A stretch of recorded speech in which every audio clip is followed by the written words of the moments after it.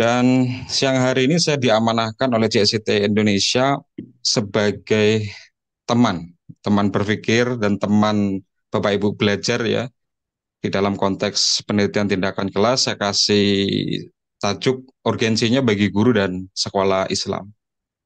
Karena kita menyadari bersama-sama bahwa isu ini ya terkait dengan bagaimana kita menggali pengetahuan, mengeksplorasi kedalaman pengetahuan.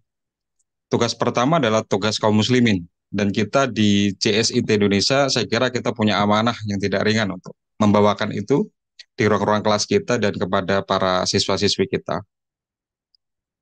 Di beberapa kesempatan yang lalu, ada seorang ibu-ibu ya, ibu-ibu curhat di medsos gitu kan.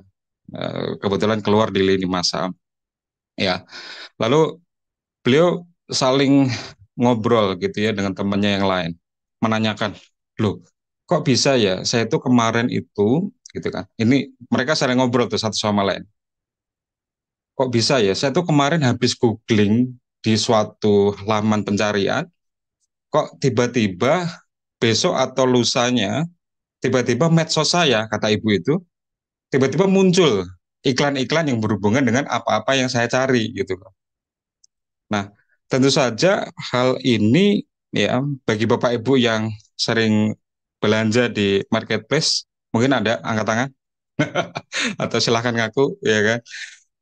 Kadang-kadang kita ketemu dengan situasi yang sama ya Pak Ibu ya. Kita lagi googling sana sini, lalu kemudian tidak terlalu lama setelah itu, bahkan sorenya gitu ya, kalau kita searching pagi, sorenya itu kadang-kadang sudah muncul tuh, sudah nongol tuh, produk-produk atau barang-barang yang tadinya kita cari dan bahkan kita inginkan untuk kita beli gitu.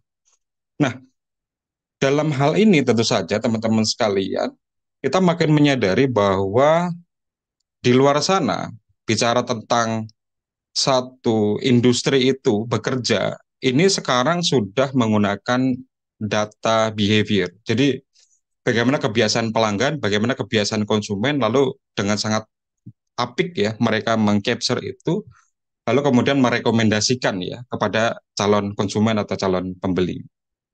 Kalau Bapak Ibu searching atau googling di Amazon gitu kan, itu bahkan kadang-kadang rekomendasinya juga sudah mendekati akurat ya.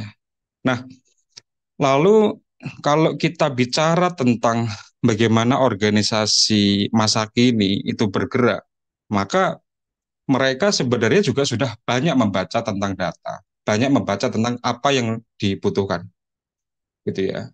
Eh, kita agak sedikit balik kemarin masa COVID, betapa ya pemerintah lalu kemudian rekan-rekan kita ya yang berjuang dengan luar biasa gitu kan di lini terdepan. Kita juga lihat data kan teman-teman sekalian ya di depan layar televisi atau medsos, berapa banyak tenaga medis yang meninggal dunia, berapa banyak apa namanya rekan-rekan kita yang meninggal dunia, sehingga data-data itu juga pada akhirnya menjadi bagian yang dirakit untuk memproduksi satu kebijakan.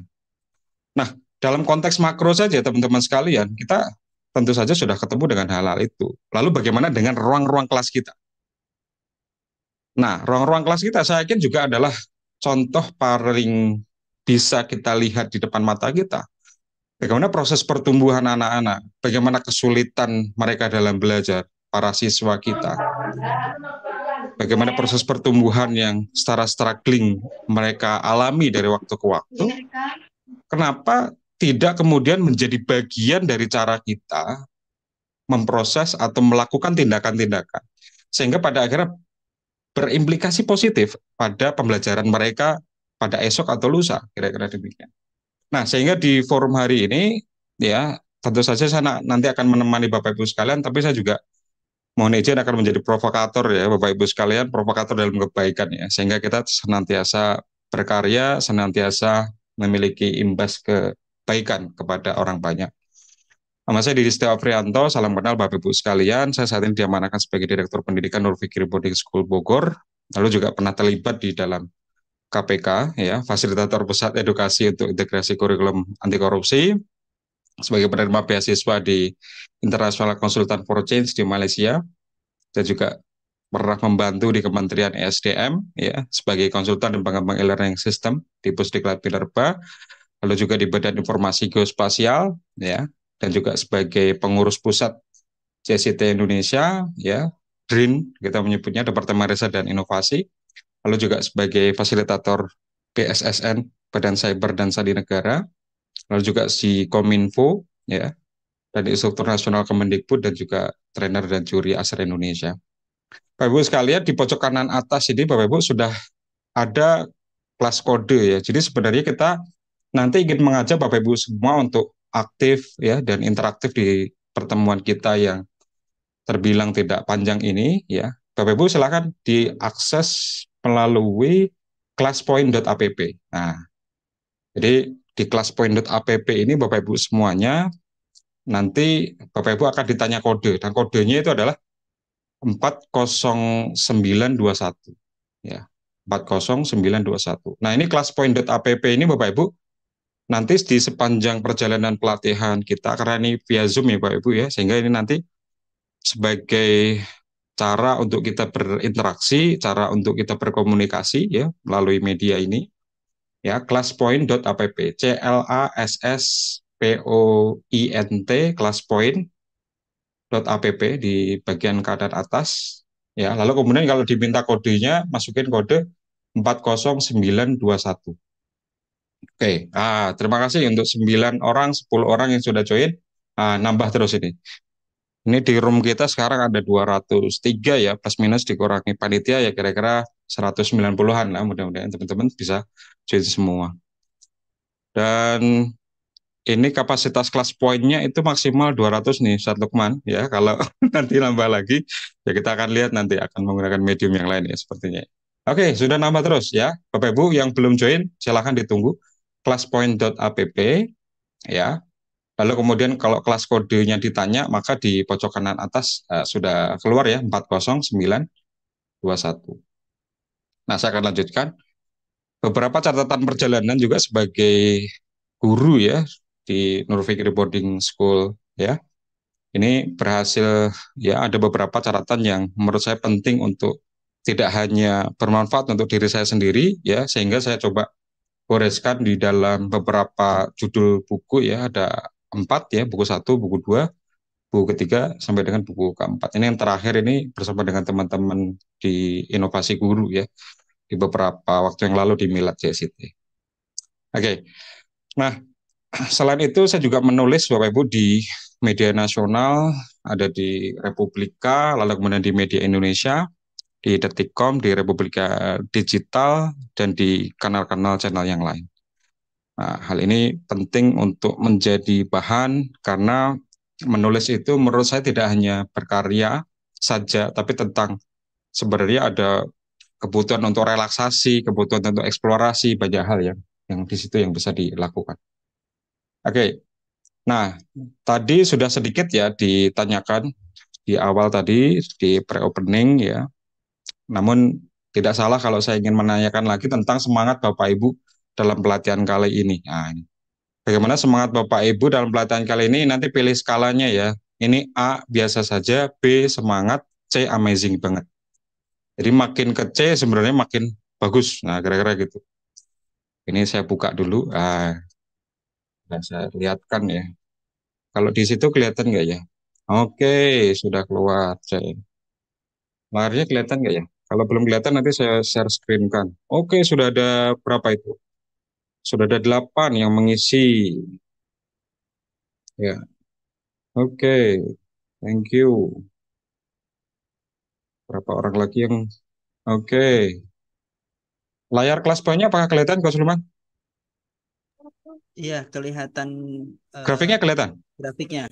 Grafiknya kelihatan, oke baik. Baik, terima kasih Bapak Ibu. Wah, ada yang A, yang biasa saja. Ya, eh, di Sabtu siang ya. Lalu kemudian Bapak Ibu juga sudah hadir di sini, itu udah luar biasa ya Bapak Ibu ya. Oke, tapi yang paling tinggi di quick count kita, Satu Lukman, ini sudah 63% yang paling kanan ini ya. Masya Allah, semangat teman-teman semua ini. Oke, terima kasih. Yang B, Ini ada 19 atau 28%. Kita closing ya di 5 detik ke depan ya. Monggo bagi yang apa namanya ingin hit ya. Oke, 5, 4, 3, 2, 1. Baik, terima kasih. Ini saya tutup ya jawabannya ya semuanya. Oke, saya masukkan ke slide. Saya kasih bintang terima kasih bagi yang sudah berpartisipasi. Ini saya masukkan. Thank you. Nah, kita akan lanjut Bapak Ibu semuanya. Nah, tentu saja di dalam PTK ini, Bapak Ibu, penelitian tindakan kelas, saya meyakini dengan seyakin-yakinnya bahwa sebenarnya proses ini ada sebagian dari kita itu yang sudah pernah melakukannya. Baik secara sengaja atau tidak sengaja. Baik secara desain ataupun tidak didesain. Gitu kan. Nah, saya ingin tahu kepada Bapak Ibu semua, apa sih yang terbayang sebenarnya ya, dalam benak Bapak Ibu sekalian ketika mendengar kalimat penelitian tindakan kelas. Nah, ketika mendengar kalimat ini tuh sebenarnya apa yang Bapak Ibu terbesit, apa yang sebenarnya Bapak Ibu gambarkan, apa yang Bapak Ibu imajinasikan di dalam benak kita ya. Wah, oke, terima kasih sudah ada yang menuliskan siklus. Wah, keren banget. Oke, yang lain masih di layar yang sama ya tadi ya. Terima kasih yang sudah menuliskan. Oke, satu kalimat. Kalau kebanyakan satu kata atau dua kata ya cukup ya, Bapak Ibu ya. Oke, proses, perbaikan, penelitian. Oke, thank you. Ide solusi. Oke, terima kasih. Ada refleksi, ya. Wow, nambah terus. Skripsi. Oke, terima kasih. Ya, pembelajaran kreatif. Apalagi itu? Wah, makin banyak, makin bervariasi. Analisa, data, proses. Oke, perbaikan, gitu ya. Lalu kemudian ada problem solving, action research. Oke, thank you. Wah, udah 50. Oke, kita cukupkan ya 5 detik ke depan ya. Agar Bapak Ibu yang belum, monggo masih ada waktu 5 detik, tapi agar kita bisa lanjut ke slide berikutnya. Tapi paling besar kita dapat irisan di situ, Bapak Ibu menuliskan tentang penelitian. Oke, 5, 4, oke silakan. Bagi yang belum, 3, 2, 1. Oke, terima kasih Bapak Ibu yang sudah memberikan. Saya kasih bintang lagi untuk Bapak Ibu yang sudah berkontribusi. Oke, ini saya kasih slide. Oke, saya masukin ke slide.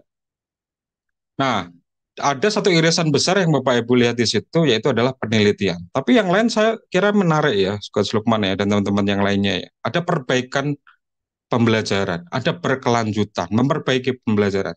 Saya kira keyword-keyword ini sudah cukup untuk merefleksikan betapa teman-teman sebenarnya juga sudah pernah ketemu dengan situasi ini, pernah melakukan hal yang ini gitu ya, teman sekalian. Nah, sehingga di hari ini saya nanti izin mempelajari Bapak Ibu semua tentang ya PTK ini. Ada 4 bagian yang saya sudah coba susun ya di dalam presentasi hari ini. Yang pertama adalah kita nanti akan mengulas sedikit tentang latar belakang ideologis dan historis ya. Ya, mengetahui kenapa sih di dalam perintah agama kita lalu kepada ya para ilmuwan muslim di masa lalu memberikan inspirasi kepada kita sehingga mudah-mudahan ini menjadi inspirasi lalu penyemangat kepada kita.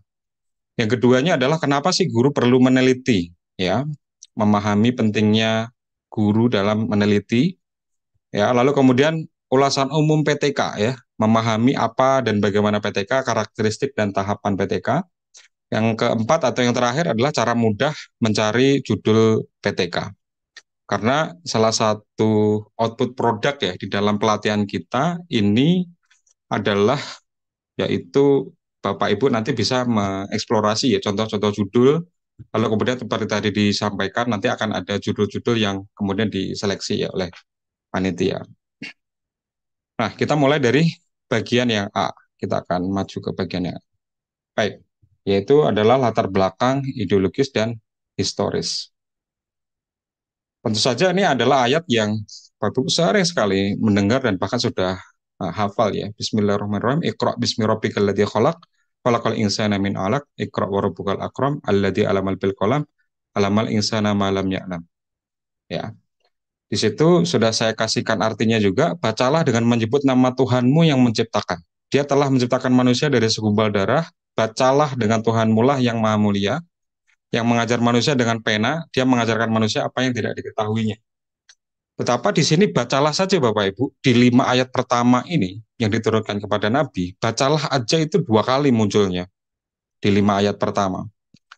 Nah, ini sekaligus memberikan inspirasi kepada kita bahwa membaca itu tidak cukup 1 kali. Membaca dengan repetisi, membaca dengan pengulangan, sekali, 2 kali, atau lebih dari 2 kali, bahkan memberikan satu pemahaman yang kadang-kadang berbeda dengan apa yang kita pahami pada bacaan pertama. Sehingga inilah spirit ya, bagi seorang muslim tidak hanya menjadi bekalan juga kepada kita untuk mencari pengetahuan, mengeksplorasi pengetahuan. Karena di dalam ayat-ayatnya ya Allah juga memberikan perintah kepada kita ya, yaitu ada satu insan ulil albab, inna fi khalqis samawati wal ard wahtilafil laili wan nahari la ayatil ulil albab. Dan sesungguhnya dalam penciptaan langit dan bumi dan silih bergantinya malam dan siang terdapat tanda-tanda kebesaran Allah bagi orang yang berakal. Al-Imran 190. Ya. Dan insan ulil albab ini adalah orang yang dia di dalam segenap penciptaan langit dan bumi. Ya, dia selalu gelisah, dia selalu memikirkan tanda-tanda penciptaan dari Allah gitu kan. Kenapa sih sebelum hujan itu ada mendung? Kenapa sih matahari terbit dari timur? Kenapa sih sehabis hujan ada pelangi? Kenapa sih burung bisa terbang walaupun ukuran sayapnya sekian kali sekian sentimeter? Dan seterusnya.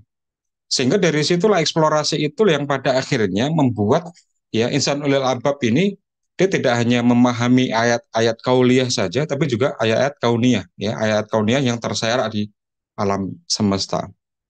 Nah, di abad ke-11 kita juga punya satu ulama ya, namanya Al-Ghazali. Beliau menuliskan Al-Hikmah fi Makhluqatillah.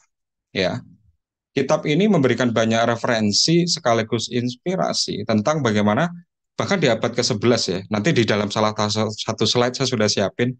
Itu adalah masa-masa ketika bahkan Barat itu masih dalam masa kegelapan. Al-Ghazali itu sudah dengan sangat apik menulis bagaimana hikmah penciptaan di kitab ini, Al-Hikmah fi Makhluqatillah, ada 14 makhluknya, ada burung ya, ada ikan ya. Kenapa itu kebayang nggak sih abad 11 itu aja kita masih banyak keterbatasan untuk alat bedah, keterbatasan dalam apa kalau sekarang kita punya mikroskop, keterbatasan dalam literatur dan seterusnya. Di masa itu Al-Ghazali sudah pada satu kesimpulan yang sangat apik tentang oke, ikan itu memiliki sirip dan ekor yang bergoyang-goyang sehingga membuatnya dapat berenang. Dan makhluk itu berkembang biak dengan sangat cepat loh tentunya ya. Dengan sekali kehamilan saja bisa melahirkan banyak anak. Kenapa sih burung itu? Dia memiliki ekor, ya, memiliki ekor yang ekornya itu bisa sebagai alat bantu navigasi, sekaligus alat bantu keseimbangan. Sehingga ketika burung ingin terbang dari titik A ke titik B ke titik C, maka si ekornya itu akan membantu dia jadi lebih stabil ketika berada di angkasa. Nah, butir-butir pertanyaan yang sedemikian banyak ini, kalau kemudian dirumuskan oleh Al-Ghazali, gitu ya, dirangkum dalam kitabnya ya di Al-Hikmah di Makhluqatillah ini, dan akhirnya Bapak Ibu sekalian kita mengetahui, kita mempelajari juga sejarah tentang bagaimana ternyata Al-Ghazali itulah yang salah satu ulama yang membidani lahirnya generasi Salahuddin. Jadi kalau saya nyebutnya Salahuddin Al-Ayyubi itu bukan hanya Salahuddin saja, tapi dia adalah satu generasi ya. Nah, Al-Ghazali itu ya setelah kekalahan umat Islam di Perang Salib, Al-Ghazali itu melakukan proses refleksi, melakukan proses perenungan. Apa sih yang menjadi apa, muatan penting kenapa kita harus berubah, muatan penting kenapa kita harus memperbaiki diri di kalangan umat Islam. Nah, akhirnya di Madrasah Nizamiyah ini mungkin SIT zaman dulu di abad ke-11 ya. Ya, sekolah Islam terpadu zaman dulu ya. Akhirnya Salahuddin itu ya termasuk dengan Ihya Ulumuddin kitabnya yang lain, lalu kemudian di kitab yang tadi ya akhirnya memberikan satu referensi gagasan kepada para muridnya, para siswanya ya, dan memberikan satu pemahaman penting tentang iman, tentang jihad, tentang perjuangan gitu ya. dia mengajar di Damaskus. Lalu kemudian setelah 50 tahun kita tahu, dan bahkan mungkin Al-Ghazali setelah 5 tahun, 50 tahun beliau melakukan itu semua, maka kita tahu ada Salahuddin Al-Ayyubi yang akhirnya memimpin umat Islam untuk memenangkan perang salib, gitu ya. Memegang kendali kepemimpinan Muslim, ya, dan ia dikenal sebagai pahlawan Islam yang berhasil membebaskan Yerusalem atau Palestina saat itu ya pada tahun 1187 di abad ke-12. Nah, hal ini tentu saja Bapak Ibu sekalian, kita juga sudah banyak belajar ya bahwa kalau di dalam banyak literatur populer itu ya zaman perkembangan, kemajuan dan bahkan kegelapan Eropa itu sebenarnya ada di tengah-tengah ini nih Bapak Ibu. Ini kalau kita agak mundur sedikit, ini di Yunani 350 sebelum Masehi, di Athena, kita kenal dengan orang-orang yang filosofer yang memberikan banyak fondasi-fondasi ilmu pengetahuan, ada Socrates, ada Aristoteles, ya, ada berbagai macam filsuf-filsuf di sana yang akhirnya membentuk Yunani itu di masa itu. Ya, lalu kemudian di abad kelima Romawi juga mulai tumbuh, ya, mereka melakukan eksplorasi pengetahuan yang lalu akhirnya diwujudkan dalam peralatan perang, peralatan tempur, sehingga mereka menguasai banyak wilayah, banyak kawasan. Nah, ini lompat nih dari abad kelima, ya. Masak metu terus nih. Ya mbok perhatian anak-anak anak-anak. Ini kita agak lompat ya dari abad kelima ke abad 16 ya. Renaissance gitu. Renaissance dimulai dari Florence ya, dimulai dari Italia, lalu kemudian muncul dari situ inspirasi, ada revolusi industri dan sampai dengan peradaban modern gini. Nah, zaman kegelapan di tengah-tengah ini Bapak Ibu, ini adalah the dark age ya, the dark age Eropa. Jadi zaman kegelapannya Eropa. Nah, di zaman kegelapannya Eropa juga ini kita tahu ada di abad ke-11 atau abad ke-12 itu ada namanya penyakit mirip macam pandemi kemarin itu, tapi dia Black Death ya. Jadi sebutannya aja Black Death gitu. Itu virus itu membunuh hampir 72 juta manusia itu di kawasan Eropa. Karena masih di zaman kegelapan, mereka tidak percaya dengan sains, bahkan ada orang yang menyatakan bahwa bumi ini dan mengitari matahari aja langsung dihukum mati, saking gelapnya itu saat itu, sehingga mereka nggak percaya dengan ilmu medis, mereka nggak percaya dengan sains. Nah, itulah masa kegelapan Eropa. Bahkan ada orang yang ingin minta kesembuhan kepada pastor mereka di saat itu, saking mereka menginikan gerejanya ya, tapi yang ada malah dia tidak dikasih obat-obatan, malah ketika mereka kesulitan bernafas malah disumpel hidungnya. Itu banyak ternyata saya baca itu literatur itu ya, sehingga ya cara kita menyembuhkan mereka gitu, kata pastor itu di zaman kegelapan itu ya, sekarang dia sudah terlepas dari rasa sakitnya, yaitu apa, mereka sudah masuk ke masa yang lain gitu, artinya sudah meninggal kan, kira-kira demikian. Nah, sekarang kita di Islam itu ya, jadi zaman kegelapan versi Eropa ternyata sesungguhnya adalah zaman keemasan Islam. Nah, jadi antara abad ke-8 sampai dengan abad ke-13 inilah masa kegemilangan Islam. Di mana kita tahu bahwa di ya ini kan setelah Umayyah, lalu kemudian Abbasiyah, lalu kemudian di zamannya Salahuddin tadi di abad ke-11 dan abad ke-12 sudah di sini ya. Ayyubiyah gitu kan. Di Abbasiyah juga hebat, lalu kemudian di Andalusia, di Spanyol, di Eropa itu juga munculnya di rentang-rentang abad ini. Nah, ini ada artikel menarik Bapak Ibu yang membahas tentang bagaimana zaman keemasan Islam itu ada. Jadi singkatnya begini, ada seorang peneliti ini dari Harvard nih, namanya Eric Cheney. Ini saya munculkan di sini. Nanti kalau Bapak Ibu berminat, nanti akan saya kasih artikelnya, saya kasih papernya. Beliau itu orang Harvard, Bapak Ibu. Pada suatu ketika, beliau bukan orang Islam ya. Pada suatu ketika saya Eric Cheney itu, dia ingin membongkar apa sih sebenarnya buku-buku terbitan dari Harvard itu. Yang jumlahnya ada 13 juta sekian. Nah, buku dari Harvard, di perpustakaan Harvard jumlah 13 juta sekian itu, kemudian dia sort berdasarkan nama-nama Arab. Ya, berdasarkan nama-nama Arab, dan bukunya hasilnya apa. Nah itu dapatlah ada 4.000 intelektual. Ini nama-namanya Arab ya, belum tentu orang Islam ya, karena nama-nama Arab juga kadang-kadang ada yang preferensi. Tapi sebagian besar nama-nama Arab itu Islam.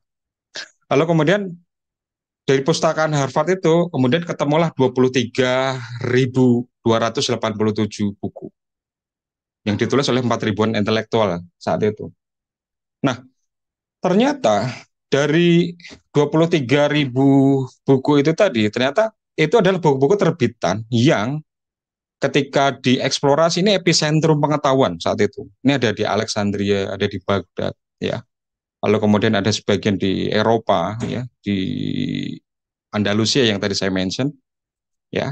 Dan di tempat-tempat yang strategis ini, yang pertumbuhan kejayaan Islam dari abad ke-8 tadi sampai dengan 11 dan beberapa abad berikutnya. Nah, tidak hanya berhenti di situ Bapak Ibu sekalian, Eric China itu berhasil mengurutkan dari lini masa, diurutkan dari kapan itu buku terbit, gitu ya. Sehingga didapatkan ya dari 23.000 buku tadi dari 4.000 intelektual, akhirnya diketemukan begini nih. Ini yang bawah ini adalah tahun. Ini cara bacanya gitu ya Bapak Ibu. Jadi ini tahun. Ini abad ke-8 ya. Lalu kemudian ini abad ke-10, ini abad ke-11 ya, Bapak Ibu semua.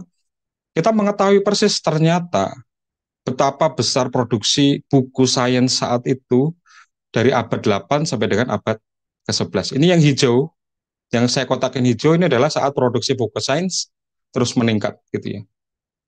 Tinggi sekali saat itu. Jadi abad 8 sampai dengan abad 11 sehingga kita tahu banyak produktivitas umat Islam ya saat itu. Banyak ada Ibnu Rus, lalu kemudian Al-Khawarizmi, lalu kemudian Al-Jazari dan seterusnya itu kalau disebut banyak sekali itu.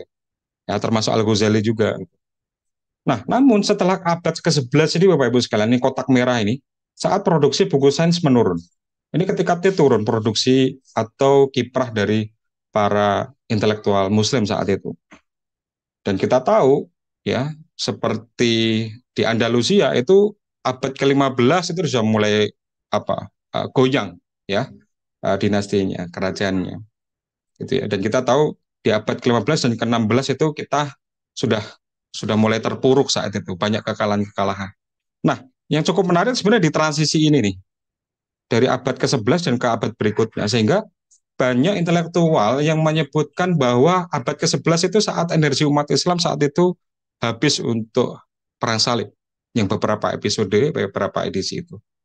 Lalu kemudian ada krisis moneter juga, sehingga banyak analisis yang menyebutkan bahwa oh ternyata saat itu umat Islam sedang sibuk di tempat lain dalam tanda kutip ya, ya peperangan gitu, krisis moneter dan seterusnya.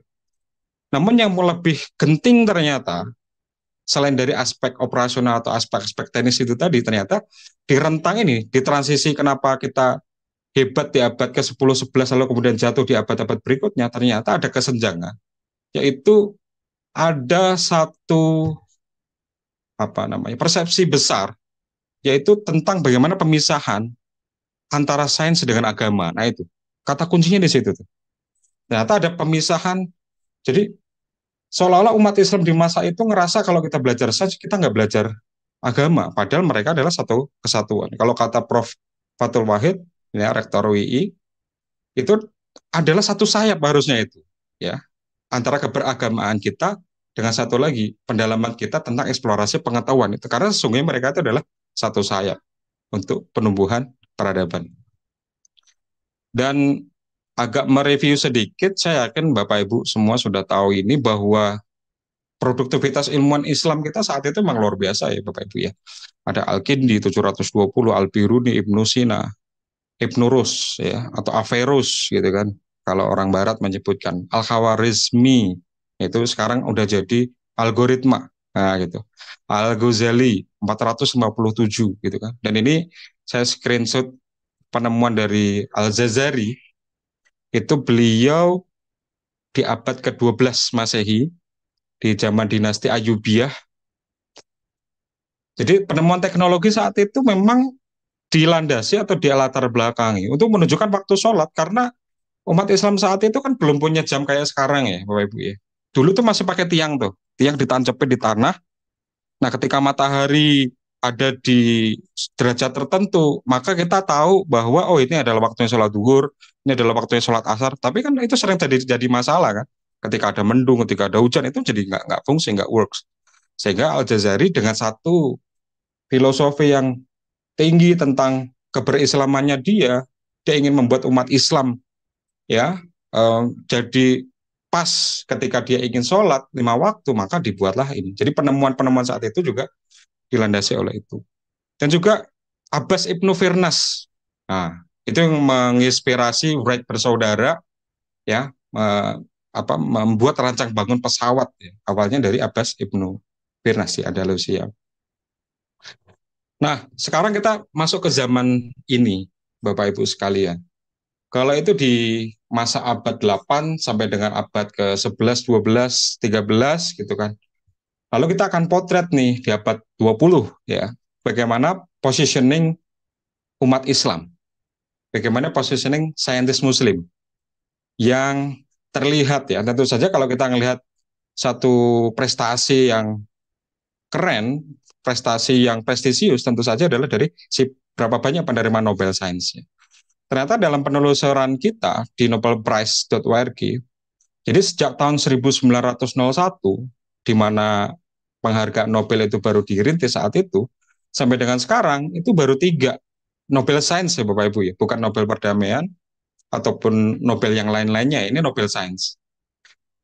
Baru 3 itu ternyata, tahun 79 Muhammad Abdul Salam di bidang fisika, Ahmad Zewail 99 kimia, orang Mesir, lalu kemudian Aziz Hancar 2015 ya, kimia, dia di Turki. Nah, sehingga hal ini juga menjadi refleksi sebuah pertanyaan untuk kita semua. Pertanyaannya adalah, loh kok baru ada 3 orang? Emang sesungguhnya berapa banyak sih Muslim saat ini yang kita tahu ya? Muslim banyak sekali, besar. Ketika kita cek, ternyata Bapak Ibu bisa lihat di sini, umat Islam itu jumlah populasinya dari total populasi penduduk dunia yang 7,8 miliar, kita itu umat Islam 1,8 miliar. Itu alias 24,5%. Namun di antara sekian banyak itu ternyata persentase pemenang Nobel itu hanya sedikit sekali, 0,5% dibandingkan dengan persentase-persentase dari tempat yang lain atau dari agama yang lain. Sehingga hal inilah yang menjadi satu refleksi untuk kita. Apalagi kita melihat ya betapa zaman dulu ya. Ini yang saya ambil dari potret Baitul Hikmah, satu perpustakaan umat Islam di Abbasiyah yang dipelopori oleh Mamun Ar-Rasyid gitu ya. Di mana perpustakaan saat itu menjadi satu tempat untuk eksplorasi pengetahuan, melakukan riset, pengetahuan eksplorasi teknologi-teknologi terbaru. Khalifah juga memberikan satu penghargaan yang luar biasa bagi umat Islam yang menghargai apa buku itu dari kilogramnya. Jadi kalau buku itu dia 1 kilogram maka beratnya 1 kilogram maka dihadiahi oleh Kaisar oleh Khalifah yaitu 1 kilogram emas. Berapa ratus juta itu Coach Lukman ya. Nah, tentu saja itu di masa Abbasiyah. Nah, kini nih. Nah, ini jadi PR kita nih yang masih berjibaku dengan hal-hal yang tidak terlalu concern dengan perkembangan pengetahuan. Sehingga saya jadi teringat di kalimat yang tertera di dinding ya, Universitas Andalusia dan di Cordoba saat itu di abad 11 Masehi di Spanyol. Dunia itu hanya terdiri atas 4 unsur: pengetahuan yang bijak, keadilan penguasa, doa orang soleh, dan kebenaran kesatria.